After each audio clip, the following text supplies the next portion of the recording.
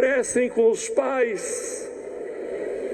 E Jesus disse para aquela geração judaica que o crucificou: vocês falam que tem por pai Abraão, vosso pai é o diabo. E aqui o que está escrito, irmão: sairão dos seus encerramentos, aquilo que tinha por precioso ficou como que num cofre no sepulcro, mas eles vão sair na ressurreição.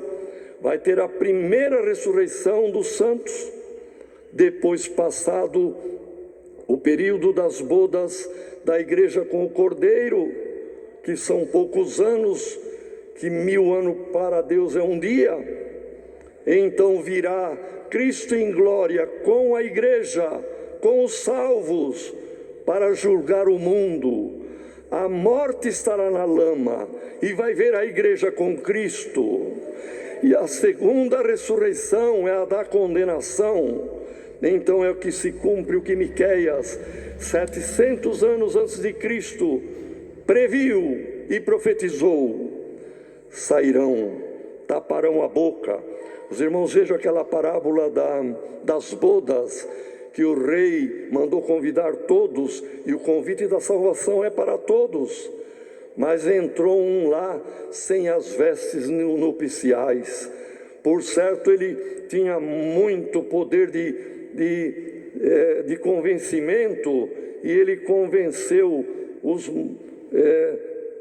quem estava na porta, os porteiros da casa real, que ele podia entrar com aquela roupa. Mas o rei falou que tem que pôr veste nupcial. Vai pôr. Não, eu vou com a minha roupa mesmo.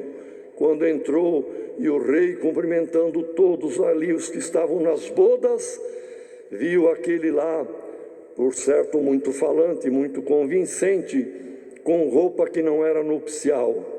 Amigo, como entraste aqui sem veste nupcial? E ele emudeceu, porque diante de Deus e da glória de Deus, irmão, só vai ter força de falar: Senhor, Senhor Jesus, meu Salvador. Só quem vai ter força da boca articular e falar isto é quem tem Cristo no coração. Por isso Paulo prega em 10 de Romanos dizendo: naquele dia, quem falar o nome do Senhor será salvo. Porque não vai ficar mudo. Mas o ímpio, nem que queira falar, ele vai parecer com o pai dele. Vai ser como cobra, como serpente, como réptil, surdo. As cobras não têm audição.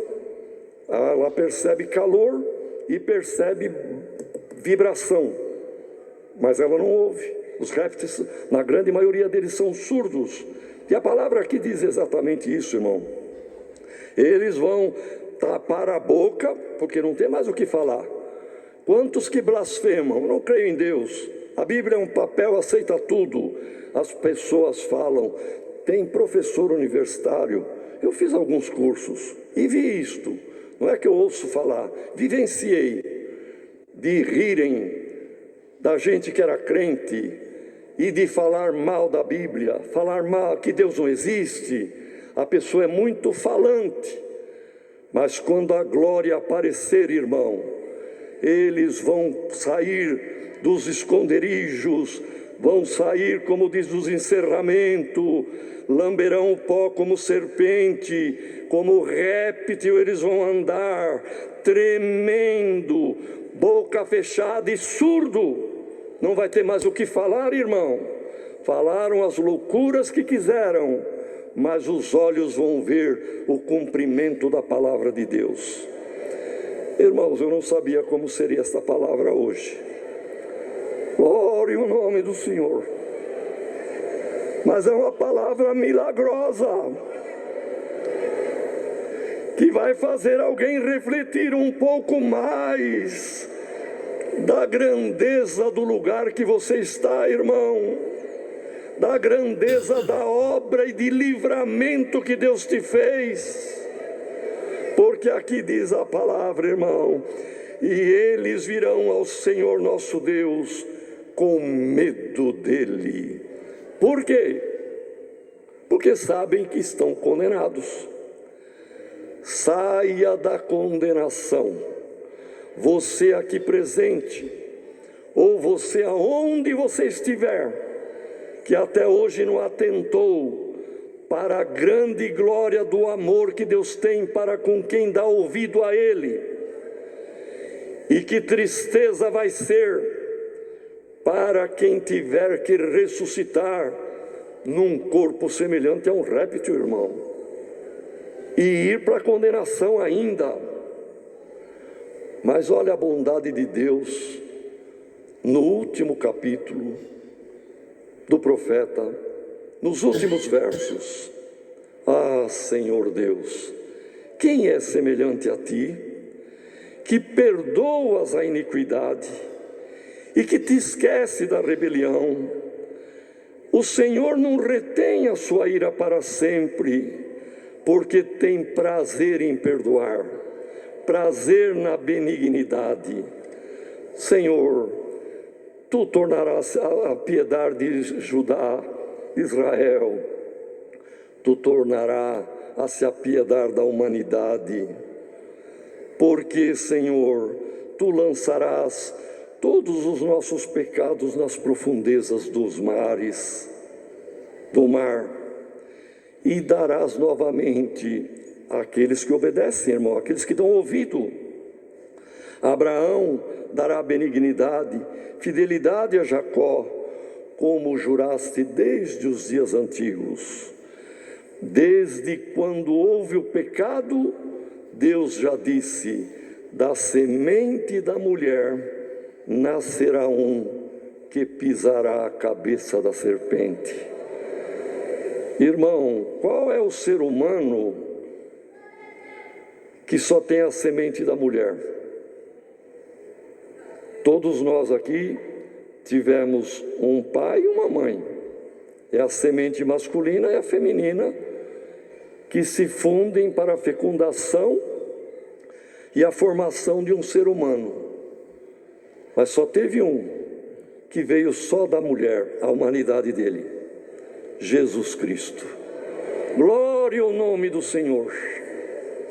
E Ele é o nosso Salvador. E Pedro, no capítulo 2 de Atos, quando falou com aqueles rebeldes que alguns dias antes tinham crucificado Cristo, e veio o Espírito Santo 8 dias depois, ou alguns dias depois, salvo erro 40, não me lembro agora, mas enfim, foi depois. E eles se compungiram de arrependimento, e esta parte aconteceu. Deus teve misericórdia, e eles clamaram: se matamos aquele que Deus nos enviou para nos salvar, que faremos agora? A resposta de Pedro, pelo Espírito Santo: arrependei-vos, e cada um de vós seja batizado em nome de Jesus Cristo para o perdão dos vossos pecados. Ora, irmãos, quem perdoa pecado é Cristo. Quem lava as nossas iniquidades é o sangue de Cristo.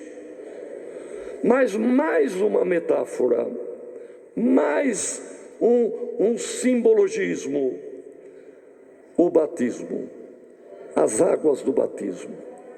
A pessoa morre para o mundo, ressurge uma nova criatura para servir a Deus em nova vida. Irmãos, para onde vai a água aqui do tanque quando é esgotado? Vai para o canal que recebe aqui, para algum rio, cai no Tietê. O Tietê vai desembocar 700 quilômetros para frente aí no Rio Paraná. O Rio Paraná desce entre Brasil, Paraguai, Argentina, pega o Rio Paraguai, forma o Rio da Prata, e lá em Buenos Aires, onde vai desembocar? No mar.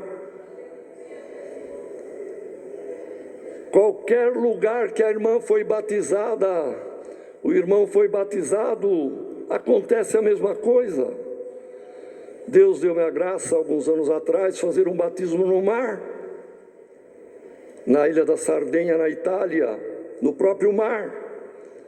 Simbolicamente, Cristo é o Salvador, o sangue de Cristo perdoa pecado, mas simbolicamente, o batismo para quem crer é para o perdão dos pecados. E metaforicamente, simbolicamente, os pecados ali ficaram. E para onde vai? Como está escrito aqui na palavra, irmão. Está escrito aqui na palavra: tu perdoa, o Senhor não retém a sua ira, tornará-se a piedar de nós, subjugará as nossas iniquidades e lançará todos os nossos pecados nas profundezas do mar. Teu pecado foi esquecido, irmão. Este mar pode ser um mar, num sentido simbólico, que Deus reserva num canto